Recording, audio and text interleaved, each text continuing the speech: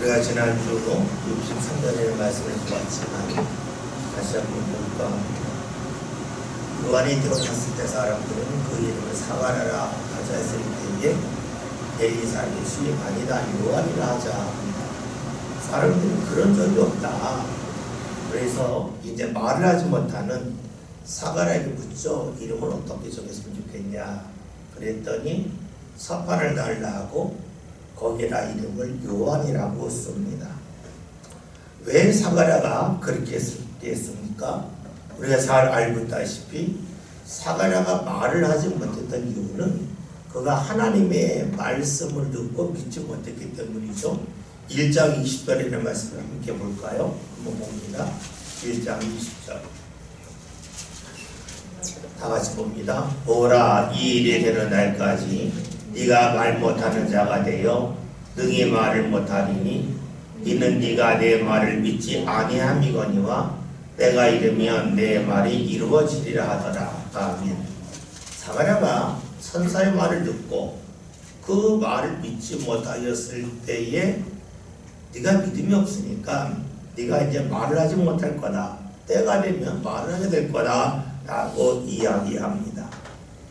그래서 사가랴는 어떻게 합니까? 이제 자신이 들었던 말씀을 기억해서 아이 이름을 요한이라고 하죠. 1장 13절 함께 볼게요. 1장 13절 읽습니다. 선사가 그에게 이르되 사가랴여 무서워하지 말라. 너의 간구함이 들린지라 네 아내 엘리사벳이 네게 아들을 낳아주리니 그 이름을 요한이라 하라. 예. 그 천사의 말을 기억을 해서 그 아이의 이름을 요한이라고 합니다. 아이가 태어날 때까지 그리고 아이가 태어나서 8일이 지나서 할례할 때까지 사가랴는 말을 하지 못했습니다. 왜 말하지 못했을까요? 우리가 앞에서 살펴보았던 것처럼 하나님의 말씀을 믿지 못했기 때문입니다. 즉 그가 말을 하지 못했다고 하는 것은 하나님께서 그에게 믿음이 없음에 대하여 책임을 물으셨다라고 볼 수가 있습니다. 우리는 말씀을 읽으면서 지금 하나님은 가혹합니다. 하나님의 말씀을 믿지 못했다고 해서 10개월 동안 말을 할 수 없도록 하신다는 게 좀 가혹하지 않겠습니까? 라고 물을 수 있습니다. 그럴 때 우리는 이런 질문을 해야 됩니다. 하나님이 모든 사람에게 다 이렇게 하실까 하는 겁니다. 우리가 성경을 통하여 알 수 있는 것은 하나님은 그런 분은 아니라는 겁니다. 하나님은 사람에 맞게끔 그에게 책임을 물으신다는 거예요. 우리가 잘 알고 있는 말씀 중에 창세기 16장이라는 말씀은 우리가 잘 알고 있다시피 아브라함이 하갈과 동침해서 아이를 낳죠. 이스마엘을 낳습니다. 86세에 낳습니다. 이것이 창세기 16장 마지막 절에 나와 있는 말씀입니다. 그리고 창세기 17장을 보면 아브라함이 99세에 하나님께서 그에게 나타난 말씀을 하십니다. 다시 말하면 하나님께서 13년 동안 침묵을 하셨다는 거예요. 왜 침묵을 하셨을까 하는 겁니다. 그 이유는 아브라함이 하나님의 말씀을 듣고 믿고 기다리지 못하여 그가 하갈과 동침하여 아이를 낳았기 때문입니다. 물론 그것은 아브라함이 주도적으로 한 것은 아닙니다. 우리가 알고 있다시피 사라가 주도적으로 했고 아브라함은 참여를 했습니다. 아브라함 입장에서는 좀 억울할 수 있죠. 자기가 주도한 것이 아닌데. 그러나 주도하였던 주도하지 않았던 참여한 것은 똑같다는 거예요. 하나님께서 아브라함에게 13년 동안 말씀을 하지 아니하셨습니다. 왜 그랬을까요? 아브라함이 하나님의 말씀을 믿지 못했기 때문인데 하나님께서는 무엇을 보십니까? 그 사람이 받은 은혜의 정도에 따라서 그 사람에게 책임을 물으시는 것도 다르다는 겁니다. 여러분 그렇잖아요. 어린아이가 잘못한 것하고 어른이 잘못한 것이 똑같진 않잖아요. 똑같이 길가에서 노상 방뇨를 했다 할지라도 2살짜리 3살짜리가 하면 옳은 일은 아니지만 그것에 대하여 사람들이 지금 너그러운 마음을 갖고 봐줍니다. 그런데 국회의원이 노상방뇨했다, 이것이 드러나면 그 사람은 다음 선거에 나올 수 없을 겁니다. 왜 똑같이 노상방뇨를 했는데 누구에게는 가혹하고 누구에게는 너그러울까요? 그 이유는 그 사람의 상태에 따라서 사람들의 반응이 다르기 때문입니다. 하나님도 역시 그러하다는 거예요. 하나님도 우리의 잘못에 대하여 물으실 때에 똑같이 잘못했지만 그 사람의 상태에 따라서 다르게 물으십니다. 말씀을 볼까요? 누가복음 12장 45절부터 47절, 신약성경 117면에 있습니다.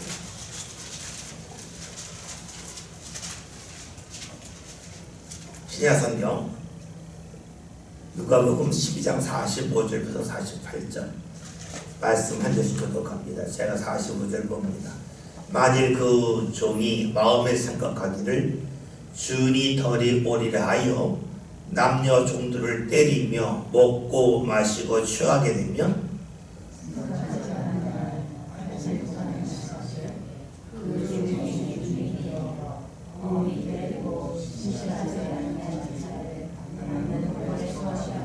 주인의 뜻을 알고도 준비하지 아니하고 그 뜻대로 행하지 아니한 종은 많이 맞을 것이요 알지 못하고 사들에게 행한 종은 적게 맞으리라.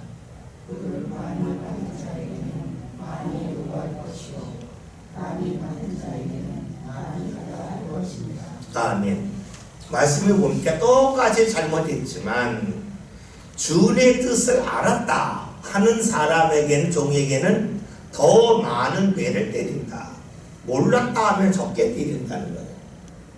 다시 말하면 하나님의 뜻을 많이 알면서도, 또 다르게 말하면 주인을 많이 경험했음에도 불구하고 말씀을 따르지 아니하면 책임을 더 크게 묻겠다는 겁니다.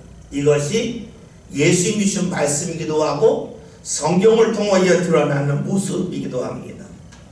제가 이 말씀을 드릴 때마다 자주 드리는 것이 있죠. 우리가 길을 걸어갈 때에 걸어가다가 벽에 부딪힙니다. 천천히 걸어 부딪히면 아프긴 아파도 크게 안 아파요. 달려가다 부딪히면 똑같은 벽인데 더 크게 아픕니다. 만약에 내가 더 빠른 자전거를 타고 벽에 부딪혔다 하면 더 큰 사고가 납니다. 만약에 자동차를 타고 가는데 속력을 100km 이상으로 몰고 가는 벽에 부딪히면 그 사람의 생명에 지장이 있을 수 있습니다. 똑같은 벽이지만 내가 부딪힘에 있어서 내가 움직이는 속도에 따라서 나에게 다가오는 그런 위험은 다르다는 겁니다. 그렇죠. 우리의 믿음이 발걸음을 옮길 때에 보폭이 넓은 사람이 있고 보폭이 좁은 사람이 있습니다. 넓은 사람은 은혜를 충분히 경험한 사람이고, 보폭이 좁다고 하는 것은 은혜를 많이 경험하지 못한 사람을 볼 수가 있어요. 보폭이 넓고 빠를수록 우리가 부딪혔을 때 위험이 큽니다. 똑같은 하나님의 말씀이지만 그 말씀을 받은 자가 충분한 은혜를 받았음에도 불구하고 말씀을 듣지 않았을 때에, 오늘 성경에서 사가랴가 10개월 동안 말을 하지 못했던 그런 책임을 물으셨던 것처럼 우리에게도 그렇게 할 수 있다 하는 겁니다. 그런데 성경을 보면 넘어지지 않은 삶이 없다는 겁니다. 성경에 유명한 사람들 누굽니까? 아브라함, 앞에서 언급했던 것처럼 자기 마음대로 잘 주도한 건 아니지만 하갈과 동침해서 아이를 낳았고, 모세는 하나님이 주신 그 말씀대로 행하지 않아서 반석에게 명하지 않고 반석을 지팡이로 치는 가운데 하나님의 뜻을 어겼죠. 그러다 보니까 어떻게 됩니까? 하나님께서 그에게 약속의 땅에 들어가지 못하게 하는 그런 일도 하셨습니다. 여러분, 우리에게 필요한 것이 무엇일까요? 우리가 넘어지는 일은 누구에게나 있다는 겁니다. 그러나 중요한 것은 넘어진 후에 다시금 일어서서 믿음과 내 나가는 겁니다. 오늘 성경 사가랴는 넘어진 후에 10개월이 지나다면 어떡합니까? 하나님의 말씀을 기억하고 하나님의 말씀대로 아이 이름을 요한이라고 합니다. 그래요. 하나님께서 우리에게 무언가 책임을 부르셨을 때에 책임을 부르신 것은 안 보겠다는 게 아닙니다.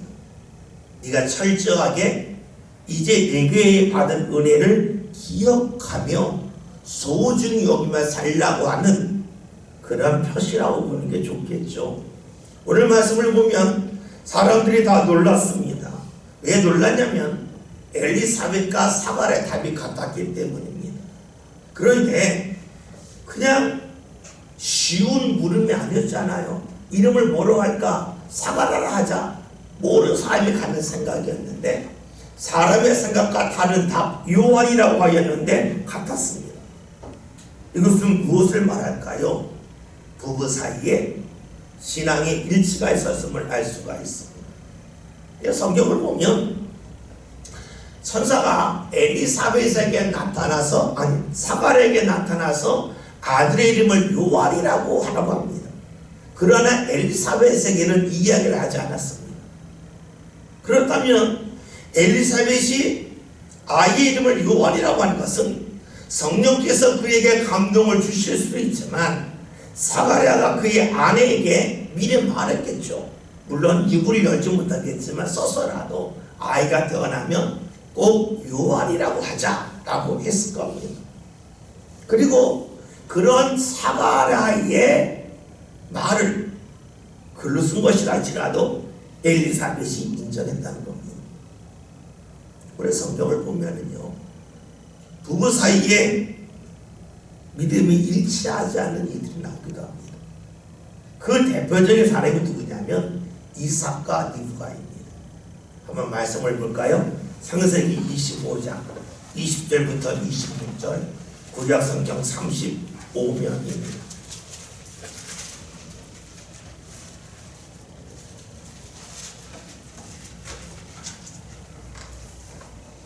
20절부터 26절 한 절씩 교독하시고 26절 같이 봅니다.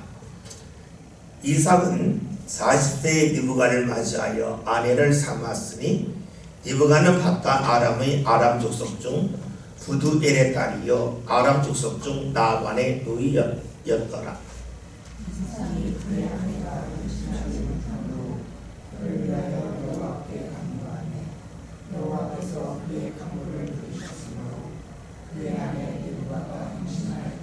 그 아들들이 그의 태 속에서 서로 싸우는지라 그가 이럴 경우에는 내가 어찌할꼬 하고 가서 여호와께 묻자온대.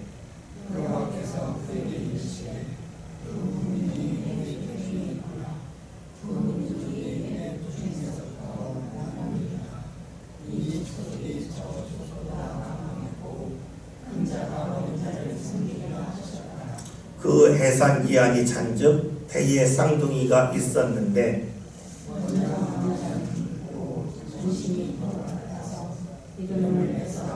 다같이 후에 나온 아우는 손으로 에서의 발꿈치를 잡았으므로 그 이름을 야곱이라 하였으므로 리브가가 그들을 낳을 때에 이삭이 60세더라. 아멘. 말씀을 크게 보면 이삭과 리브가가 결혼을 하는데 이삭이 40세에 결혼했고 아이가 태어나는 것은 60세입니다. 그러니까 19년 동안 아이가 없었던 거예요. 이렇게 아이가 없으니까 이삭이 하나님 앞에 간구를 했더니 하나님께서 이삭의 기도를 들으시고 리브가에게 임신을 하게 하셨어요. 그런데 임신한 리브가 기도했더니 뱃속에서 쌍둥이가 있는데 서로 다투는 것처럼 느껴져요. 하나님 이거 어떻게 된 일입니까? 하나님이 그에게 주신 말씀이 쌍둥이인데 먼저 나오는 형이 나중에 나오는 동생을 섬겨야 된다는 말씀을 주십니다. 보세요. 기도의 시작은 이삭이 있고 그 다음에 태어난 아이에 대한 응답은 하나님께서 리브가에게 주셨어요. 리브가는 응답을 받았죠. 하나님께서 둘째 아들에게 하나님의 역사를 더 크게 하시겠다 하는 것을 알았습니다. 근데 우리가 그 다음에 성경을 쭉 보면 알고 있듯이 이삭은 야곱 둘째 아들 야곱이 아닌 첫째 아들 에서를 붙잡습니다. 왜 붙잡았을까요? 그것은 리브가가 말을 하지 않을 수도 있겠고, 또 하나는 리브가 말했음에도 불구하고 이삭이 그의 말을 듣지 않았기 때문일 겁니다. 리브가는 응답을 받았지만 이삭은 리브가의 응답에 대하여 인정하지 아니하죠. 그래서 자기 마음대로 자기 뜻대로 큰 아를 중요하게 여겨요. 왜냐? 장자 우선권이 있었기 때문이죠. 그러니까 하나님께서 이삭이 어떻게 하십니까? 창세기 27장 1절에 있는 말씀 봅니다. 27장 1절 다 같이 했습니다. 이삭이 나이가 많아, 다시 다 같이 했습니다. 27장 1절 이삭이 나이가 많아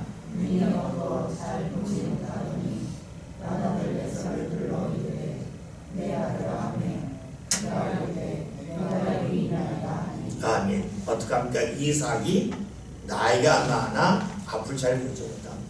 우리가 이 말씀을 읽으면 이삭이 죽을 때가 다 됐나 보다 하는 생각을 갖는데요. 이삭이 죽던 말씀은 창세기 35장이라고 합니다. 창세기 35장은 야곱이 자신의 외삼촌 집에 가서 20년 동안 있다가 돌아온 다음에요. 그러니까 눈이 멀고 20년 이상을 더 살았답니다. 나는 그럴 수가 없는데 그렇게 하는 거예요. 왜냐? 하나님께서 이삭이 리브가가 준 그런 말, 즉 하나님이 주신 응답을 받아들이지 않았기 때문에 그의 눈을 일찍 멀게 하셨다고 볼 수가 있습니다. 신앙의 분리치는 하나님께서 기뻐하는 일이 아니라고 하는 것을 우리는 이삭과 리브가를 통해 볼 수가 있고, 그리고 오늘 본문에 나와 있는 사가랴와 엘리사벳을 보면 부부의 신앙의 일치가 얼마나 복된 일인지를 볼 수가 있습니다. 그래서 우리에게 중요한 것 중에 하나가 신앙의 일치가 나타나기를, 특별히 부부 사이에서 나타나기를 위하여 기도할 필요가 있겠죠. 이를 받아들이지 않는다고 하는 것은 결국 하나님의 뜻에 참여하지 못한다는 것이래요. 여러분, 하나님의 뜻에 참여한다고 하는 것은 하나님께서 우리에게 복을 주시려고 하는 그 자리에 참여하는 것인데, 그 자리 하지 못한다고 하는 것은 내 삶 가운데 손해가 되겠죠. 하나님이 우리를 사랑하시기 때문에 하나님이 역사한 자리에 참여하게끔 하는데, 우리에게 어떤 부족함과 어떤 장애가 있으면 그것을 주님께서 수술해서라도 참여하게 하신다는 것을 알 수가 있습니다. 이런 각도로 본다면 우리가 말씀을 좀 새롭게 볼 수 있는 말씀이 있어요. 마태복음 18장 한번 해볼게요. 18장 8절 9절 신약성경 31절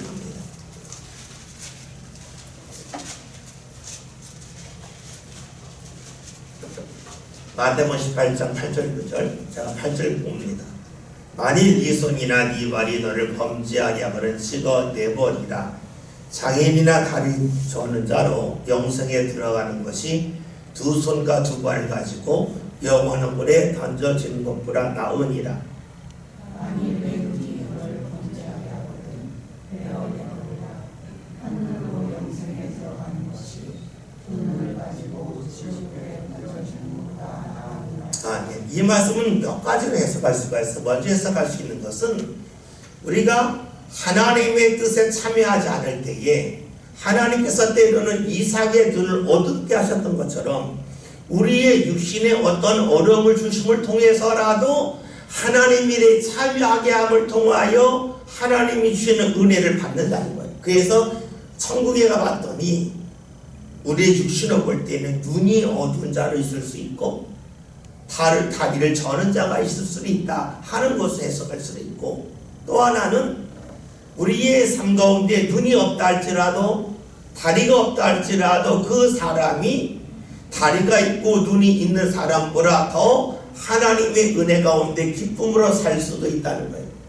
즉 외적인 환경과 관계없이 하나님의 역사가 임한다, 이렇게 해석할 수가 있겠죠. 그런데 우리가 이 말씀을 앞에서 우리가 보았던 말씀과 연관짓는다면, 이삭의 눈이 어두워졌다는 말씀과 연관짓는다면, 하나님이 주시는 은혜가 너무나 귀하기에 때로는 하나님께서 그 은혜 받기 위하여 우리 삶 가운데 수술하실 수 있다 하는 것으로도 볼 수가 있습니다. 다시 누가복음 1장 들어가서 64절에는 말씀을 함께 봅니다. 다 같이 봅니다. 이에 그 입이 올려서 배가 불리며 말을 하여 하나님을 찬송하니. 아멘.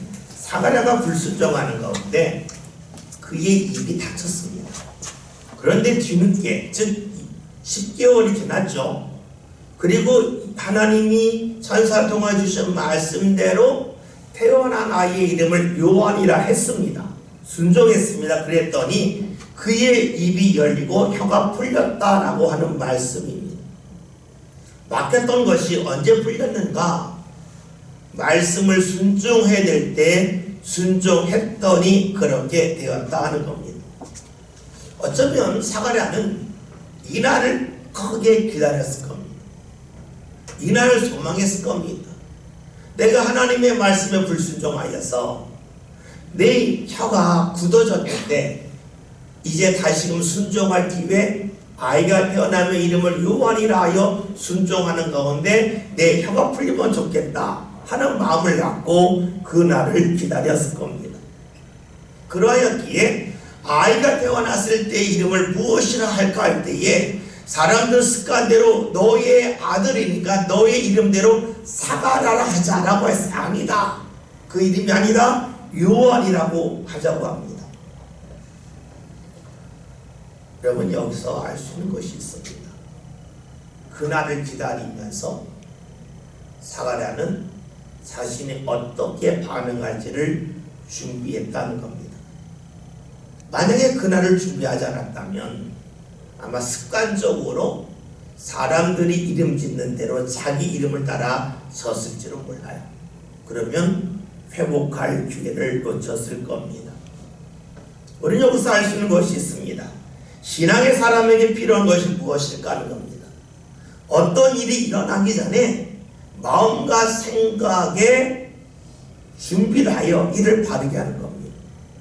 사가랴는 아이가 태어나기 전부터 아이가 태어나면 이름을 요한이라고 해야지 이미 준비하고 있었어요.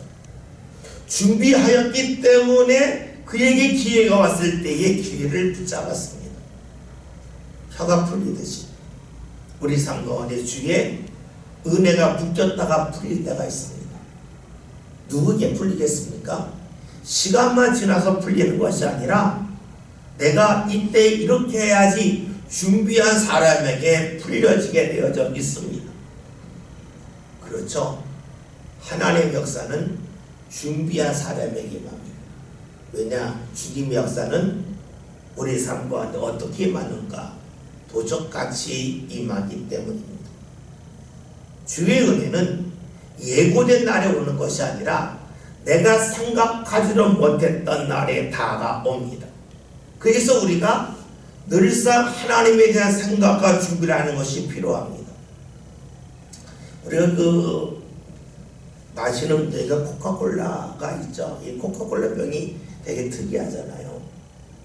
이 코카콜라를 그 병을 디자인한 사람이 누드라고 하는 사람인데, 이 코카콜라 이 병을 디자인한 사람이 어느 광고를 봤더니 코카콜라 회사에서 병 디자인을 공부를 했습니다. 몇 년도인지 정확하게 모르겠는데 상금이 600만 달러였어요. 600만 달러라고 하면 지금 우리나라 돈으로 하면 한 72, 3억 되겠죠? 거의 80억 정도 되는 어마어마하게 되는 돈인데 공부를 했습니다. 공부 조건이 이거였어요. 모양이 예뻐야 된다. 그리고 잡았을 때 미끄러지지 말아야 된다. 그리고 병의 크기에 비해서 약이 조금 들어가야 된다. 그런 조건이었어요.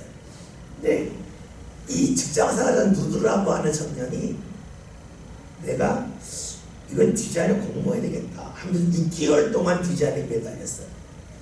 근데 안 떠오르는 거 도저히. 근데 어느 날 자기 여자친구를 만나 여자친구가 드레스를 입고 온 거예요. 뭐 이게 드레스를 입고 오니까 그걸 딱 보는 순간에 저 드레스처럼 병을 만들면 되겠다 해서 그 드레스 주름 있지 않습니까? 그 콜라 코카블의 주름 있잖아요. 그대로 만든 공모에서 당선됐다는 이야기가 있습니다. 매일 볼 수 있는 드레스입니다. 그런데 그의 생각이 뭐가 있었습니까? 병을 만들 생각이 있으니까 병과 드레스는 별개입니다. 그런데 연관이 되는 거예요.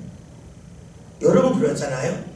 내가 생각하고 있기 때문에 전혀 관련 없는 것들이 연결이 돼요.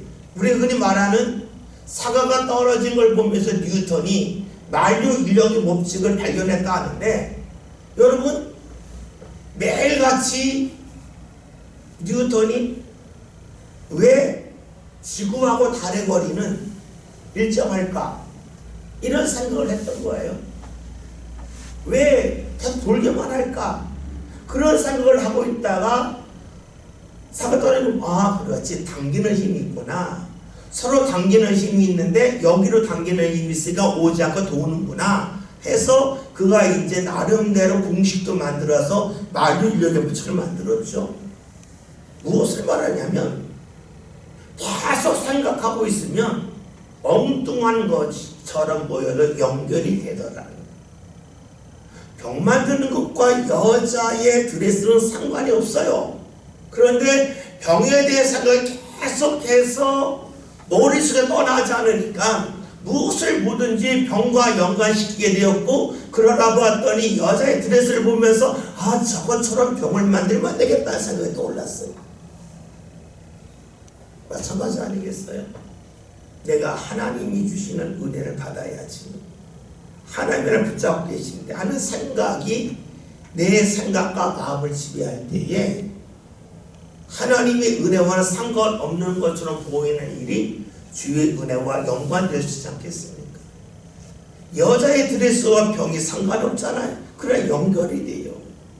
여러분, 내 삶 가운데 힘든 일이 하나님의 은혜가 아닌 것처럼 보이지만 하나님을 중심으로 생각할 때 그것이 연결될 수 있다는 거예요. 그것이 뭡니까? 충분히 준비된 사람의 모습이라는 거예요.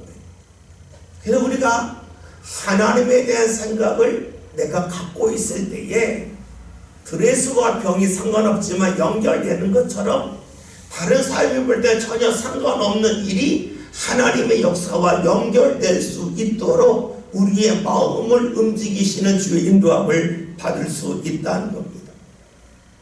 여러분, 그래서 우리에게 필요한 것이 무엇일까요? 하나님의 생각을 계속해서 내 삶 가운데 떠나지 않게 하는 거예요. 우리가 예배하고 나면 뭐가 달라지나? 달라진 게 없잖아요. 여러분 말씀 듣고 나서 말씀이 얼마나 기억이 나겠어요? 별로 기억이 안 나요. 지식적으로 볼 때는 큰 차이가 없는 것 같아요. 그런데 중요한 건 어디 있습니까? 머리에 자꾸 몸이 있다는 거예요. 내 몸이 내가 의도했던 의도하지 않던 주의 전에 갔다는 거예요. 그러면서 어떻게 합니까? 내 삶 가운데 주님에 대한 기억이 계속해서 흔적으로 남잖아요. 삶 가운데 쌓이잖아요. 그럴 때 어떤 일이 생깁니까? 여자 드레스와 코카콜라 병이 연결되는 것처럼 내 삶 가운데 보통 사람들한테 별일 아니었던 일들이 하나님의 은혜와 연결될 수 있도록 주께서 우리를 인도하시는 것을 느낄 수 있다는 거예요. 우리는 자꾸만 기도하면 뭐가 생겼냐, 예배하면 뭐가 생겼냐, 자꾸 순간적인 걸 봅니다. 이렇게 순간적인 걸 보는 사람은 큰일을 하지 못합니다. 앞에서 언급했잖아요. 6개월 동안 병만 생각했어요. 그랬더니 전혀 생각할 수 없는 여자의 치마와 병이 연결했어요. 오늘 우리가 하나님의 생각으로 채워진다고 하는 것은 감추어져 있는 주의 은혜를 내 삶 가운데 끌어올 수 있도록 주께서 연결시키는 역사가 나타난다고 볼 수가 있어요. 우리가 성경 얘기한다, 기도한다, 찬양한다 하는 것은 하나님께서 필요할 때에 붙이실 수 있도록 우리의 마음을 붙잡으신다고 볼 수가 있겠죠. 65절, 66절 말씀 보겠습니다.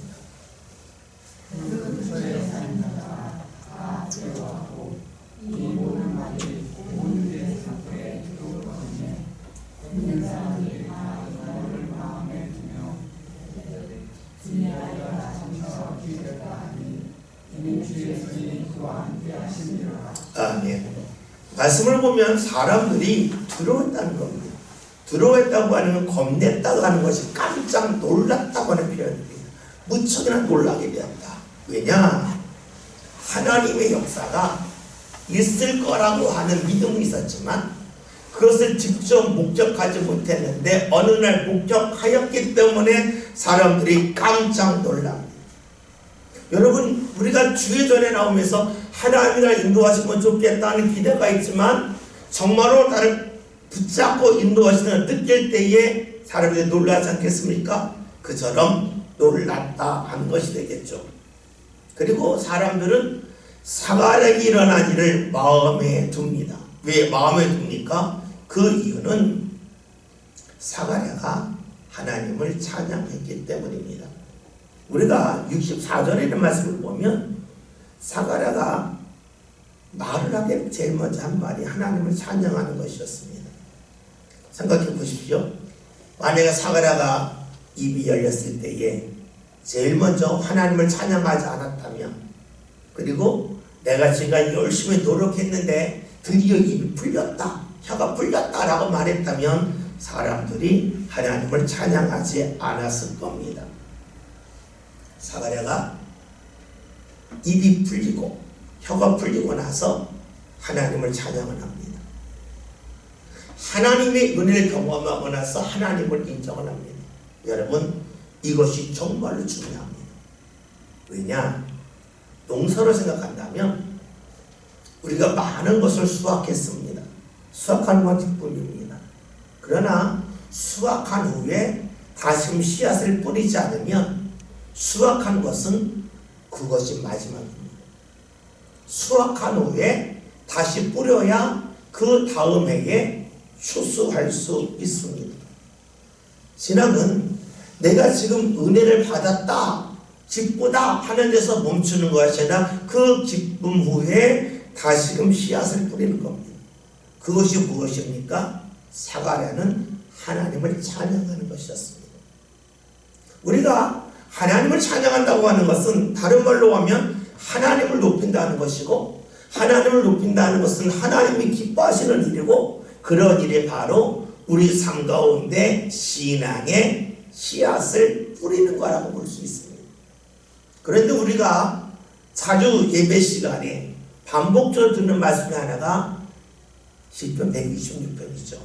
울며 나가 씨를 뿌리는 자는 기쁨으로 담을 거둘 거다.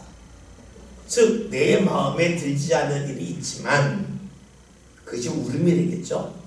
그럼에도 불구하고 우는 자를 멈추지 않고 나가서 씨앗을 뿌리면, 즉 내가 볼 때 이해할 수 없는 일이지만 그 속에서 하나님을 찬양하고 하나님께 감사할 때에 주님께서는 기쁨으로 단을 거두게 하신다. 다시금 열매를 거두게 하신다는 겁니다. 여러분, 그렇잖아요. 우리가 좋을 때 찬송한다. 누구나 할 수 있어요. 힘들 때 찬양한다. 어려워요. 근데 문제는 한번 멈추면 다시 시작하기 어렵다는 거예요. 우리가 예전에 캠프파이어 할 때에 솔레더 캠프파이어라 보면 불씨가 남아있으면 불 붙이기가 쉬워요. 불씨가 꺼져버리면 다시 불 붙이려면 연기가 엄청나게 납니다. 힘이 듭니다. 마찬가지예요. 우리가 하나님 앞에서 힘들어도 주님 앞에 찬양할 수 있고 하나님 앞에 영광 돌릴 수 있고 모습을 사는 게 필요하겠죠. 우리는 간혹 이런 말 할 때가 있습니다. 내가 이런 기분으로 예배할 수 없어, 이런 기분으로 찬양할 수 없어 라고 말합니다. 맞는 말입니다. 거꾸로 볼까요? 하나님이 우리를 대하실 때에 우리가 은혜 받을 만한 사람이기 때문에 은혜를 주시겠습니까? 우리가 의인이기 때문에 우리에게 은혜 베푸시겠습니까? 하나님이 볼 때에는 죄인임에도 불구하고 우리에게 은혜를 베푸시는 겁니다. 그러니까 우리가 신앙생활 할 때에 내가 죄인이라고 하는 생각을 갖고 산다면 하나님이 나를 받으셨다. 그러면 하나님이 죄인을 보면서 얼마나 기뻐서 하나님께서 은혜 주실까라고 묻는다면 내가 하나님이면 안 하겠죠. 하나님은 하셨단 말이에요. 우리에게 필요한 것은 내가 죄인임을 고백하면서 내 감정에 따라서 움직이고 움직이지 않는 것이 아니라 그것을 뛰어넘는 게 필요해요. 그게 뭡니까? 주님을 닮아가는 것이고 주님이 기뻐하는 거죠. 여러분 그렇잖아요. 하나님이 누구 보고 좋아하시겠어요? 하나님 닮은 사람 아니겠어요? 하나님 닮은 사람의 특징은 기분에 감정에 끌리지 않고 마음이 상해도 움직일 수 있는 사람이 되겠죠. 오늘 말씀 67절에 있는 말씀을 보면 그 부친 사가랴가 성령의 충만함을 받아 우린 말씀으로 놀라게 됩니다. 왜 놀랍니까? 사가랴가 성령 충만을 받았다는 거예요. 물어야죠. 어떻게 받았을까? 그 이유를 찾아가야 되잖아요. 그 이유가 뭡니까? 10개월 동안 말하지 못했다가 하나님의 그 책임을 묻는 그 과정 속에서 내가 다시 기회가 오면 하나님의 뜻에 순종해야지 기다린 거예요. 순종했어요. 입이 열렸어요. 그리고 하나님을 얻었어요. 앞에서 언급대로 한다면 추수하고 나서 또다시 씨앗을 뿌렸더니 하나님이 더 큰 은혜를 주셨습니다. 성령의 충만함이 그에게 임했습니다. 오늘 저와 여러분 신앙생활하면서 추수하는 것도 중요하지만 추수 후에 다시금 씨앗을 뿌리겠다.